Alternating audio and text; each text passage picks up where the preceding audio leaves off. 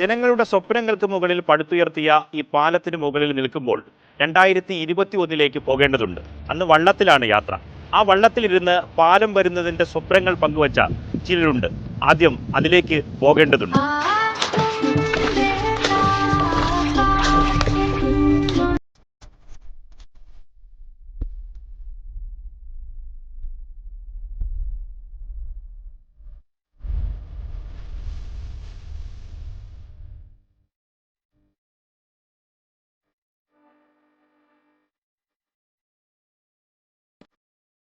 (2021) ഇവിടെ വന്നപ്പോൾ വള്ളത്തിലിരുന്ന് പുതിയ പാലം വരുന്നതിന്റെ സന്തോഷം പങ്കുവെക്കുന്നവരെ ഇന്ന് വീണ്ടും കണ്ടു.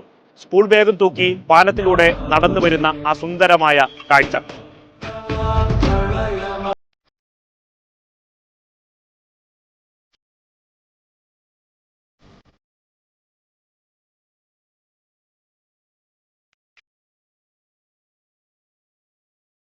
പണ്ടൊക്കെ എന്ന് പറഞ്ഞാൽ നമുക്ക് താമസിച്ചാണ് സ്കൂളിലൊക്കെ. അപ്പം ഇപ്പം നമുക്കൊന്നും നോക്കാതെ നമുക്ക് എപ്പോ വേണമെങ്കിലും ഇറങ്ങാം, നേരെ സ്കൂളിലെത്താം, ടൈമിലൊക്കെ. അതുകൊണ്ട് കാലം നല്ല സന്തോഷം. ഇപ്പം 9:15 സ്കൂളിൽ കയറണം. ഞാൻ ഇവിടെ നിന്ന് ഒരു 8:45 ഇറങ്ങത്തുള്ളൂ. പണ്ടൊക്കെ 7 മണിയാകും, 7:15 തന്നെ ഇറങ്ങണം. അക്കരെ എത്തി പിന്നെ നടന്ന് ഒത്തിരി പോകണം. ഇപ്പം നേരത്തെ എത്തും, അതിന് പയ്യെ താമസിച്ചൊക്കെ ഇറങ്ങുള്ളൂ.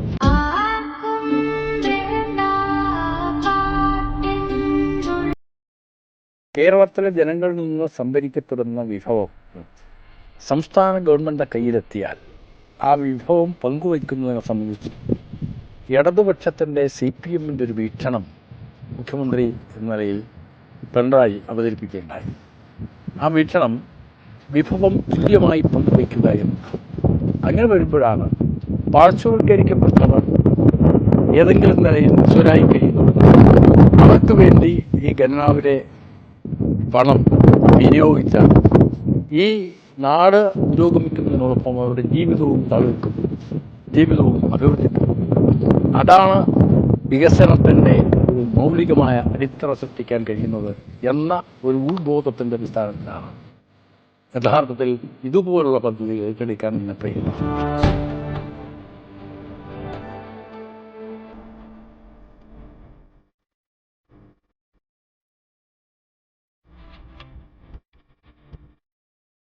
കരിപ്പയാറിന്റെ മറുകരയിലെ തുരുത്തിൽ ഒറ്റപ്പെട്ടുപോയ കാരിക്കുഴി, ചാക്കപ്പാറ, ശംഖുംകോണം, തൊടുമല, തെന്മല, കുന്നത്തുമല തുടങ്ങി 11-ലധികം ആദിവാസി ഊരുകളിൽ താമസിക്കുന്ന കുടുംബങ്ങളുടെ എക്കാലത്തെയും സ്വപ്നമാണ് ഈ പാലം. 7 സ്പാനുകളിലായി 253.4 മീറ്റർ നീളത്തിൽ തലയുയർത്തി നിൽക്കുന്ന പാലത്തിന് 11 മീറ്റർ വീതിയുണ്ട്. 8 മീറ്റർ വീതിയിൽ റോഡും ഇരുവശത്തും ഫുട്പാത്തും ക്രമീകരിച്ചിരിക്കുന്നു. നെയ്യാർ ഡാമിൽ നിന്ന് വിനോദസഞ്ചാരികളുമായി എത്തുന്ന ബോട്ടുകൾക്ക് സുഗമമായി കടന്നു പോകുന്നതിന് 12.5 മീറ്റർ ഉയരത്തിലാണ് പാലത്തിന്റെ നിർമ്മാണം പൂർത്തിയാക്കിയിരിക്കുന്നത്. ഈ ഒറ്റപ്പെട്ട വാർഡിലേക്ക് ഒരു പാലം കൊണ്ടുവന്ന ആ മനുഷ്യനെ ഒരു പ്രാവശ്യം തൊഴുതാൽ പോരാ. എത്രയും പുണ്യപ്രവൃത്തി ചെയ്ത ഒരു മനുഷ്യനെ രാഷ്ട്രീയ അടിസ്ഥാനത്തിൽ കാണാൻ പാടില്ല. അദ്ദേഹം ഒരു വികസന നായകൻ തന്നെയാണ്. അവിടെ നിന്ന് മലയിൽ നിന്ന് ഒരു കൊലത്തുണ്ട് കൊണ്ടുവന്നു കഴിഞ്ഞാൽ 50 രൂപ കൊണ്ടുവന്ന് വിറ്റ 10 രൂപ കിട്ടും. 5 രൂപ വള്ളക്കാരന് കൊടുക്കണം, അല്ലെങ്കിൽ അവൻ വള്ളം കൊണ്ടുവരില്ല.